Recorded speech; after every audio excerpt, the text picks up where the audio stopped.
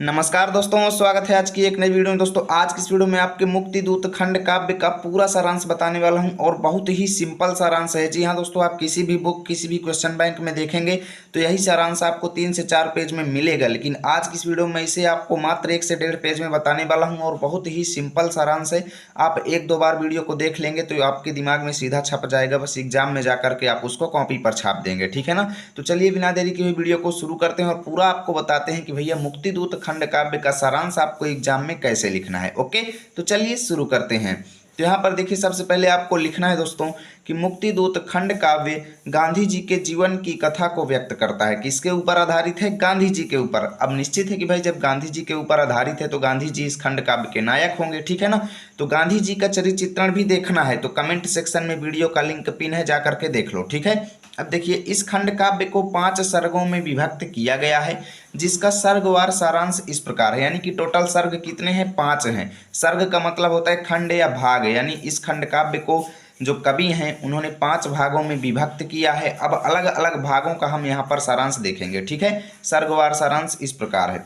अब प्रथम सर्ग। अब पहले सर्ग का सारांश हम एग्जाम में कैसे लिखेंगे इसको देखते हैं।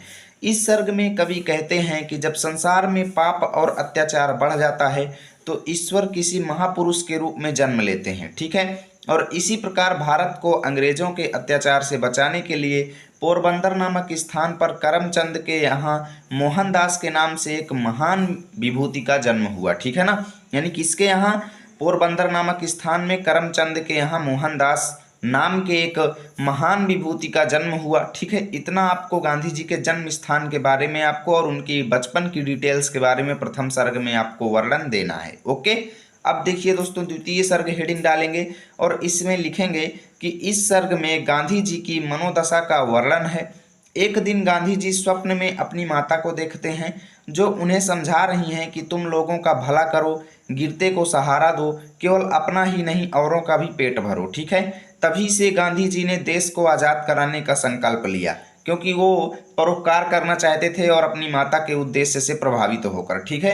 तो यहाँ से यहाँ तक वर्णन आपके द्वितीय सर्ग का हो गया। इतना आपको द्वितीय सर्ग का सारांश संक्षिप्त में लिखना है। ठीक है। अब मान लीजिए कि अगर एग्जाम में केवल आपसे द्वितीय सर्ग का ही पूछता है, पूरे खंड काव्य का नहीं पूछता, तो इसी को थोड़ा आप और बढ़ा चढ़ा के लिख देंगे, जिससे करीब आधा पेज का बना करके लिख देना। ठीक है। क्योंकि अलग अलग भी एग्जाम में पूछ लेता है कि भाई प्रथम सर्ग का सारांश लिखो, द्वितीय सर्ग का सारांश लिखो, इसलिए अलग अलग का आप बना करके ज़्यादा लिखेंगे। और अगर पूरे का पूछेगा कि इस खंड काव्य का संक्षिप्त सारांश लिखो तो फिर इतना इतना लिखना, ज़्यादा मत लिखना। ठीक है।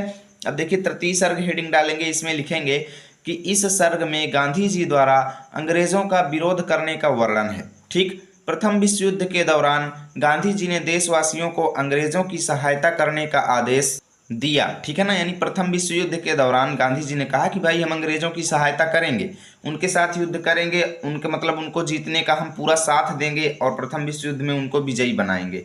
और ऐसा ही हुआ। ठीक है ना। लेकिन अंग्रेज जैसे ही जीत गए, उन्होंने किया क्या कि युद्ध जीतने के बाद अंग्रेजों ने रॉलेट एक्ट लागू कर दिया। अब इसका मतलब क्या हुआ कि भाई जिसके सपोर्ट से तुम युद्ध जीते हो और उसी के ऊपर बाधाएं डाल रहे हो, रॉलेट एक्ट लागू कर रहे हो, जलियांवाला बाग हत्याकांड कर रहे हो। ठीक है। तो जिससे गांधी जी का हृदय दहल उठा और उन्होंने कहा कि अंग्रेजों को अब भारत में ज़्यादा दिनों तक टिकने नहीं देंगे। ठीक है। इतना आपको तृतीय सर्ग में लिखना है, कुछ भी रटना नहीं है, बस 2 से 3 बार प्रैक्टिस करना है, पूरा दिमाग में छप जाएगा। अब देखिए, लिखना है चतुर्थ सर्ग। इसमें लिखेंगे कि इस सर्ग में गांधी जी द्वारा चलाए गए आंदोलनों का वर्णन है। जलियांवाला बाग की घटना होने के बाद गांधी जी ने जनता को असहयोग आंदोलन के लिए आह्वान किया। ठीक है। यानी असहयोग आंदोलन चला दिया और जनता को कहा कि कोई भी अंग्रेजों का सपोर्ट नहीं करेगा, कोई भी काम नहीं करेगा, कोई भी उनकी नौकरी में नहीं जाएगा, कोई भी बच्चा पढ़ने कॉलेज नहीं जाएगा, कोई भी अंग्रेजों की आज्ञाओं का पालन नहीं करेगा। ठीक है। यानी पूरा असहयोग हो गया। तो इससे हुआ क्या कि भाई बहुत ज़्यादा अंग्रेज निराश हुए। ठीक है ना। इस आंदोलन से अंग्रेजों को निराशा हुई।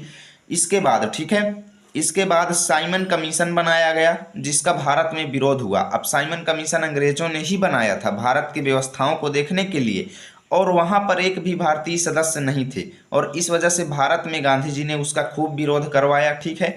इसके बाद गांधी जी ने नमक कानून तोड़ दिया और उनकी एक ललकार पर, यानी गांधी जी की एक ललकार पर देश भर में भारत छोड़ो आंदोलन फैल गया। ठीक है।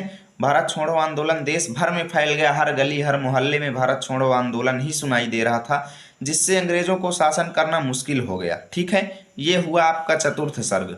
ओके, अब देखिए यहाँ पर पंचम सर्ग।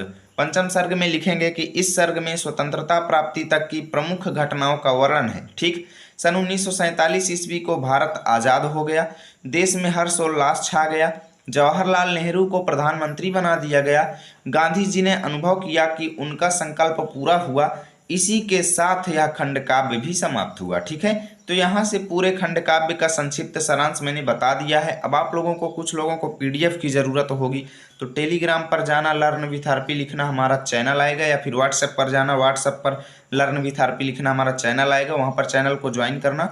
मैं वहाँ पर इसकी फ्री पीडीएफ आप लोगों को प्रोवाइड कर दूंगा। ठीक है, यदि वीडियो अच्छी लगी है तो लाइक और शेयर कर देना, ताकि रोजाना की ऐसी वीडियो भी आप लोगों तक सबसे पहले पहुँचती रहे।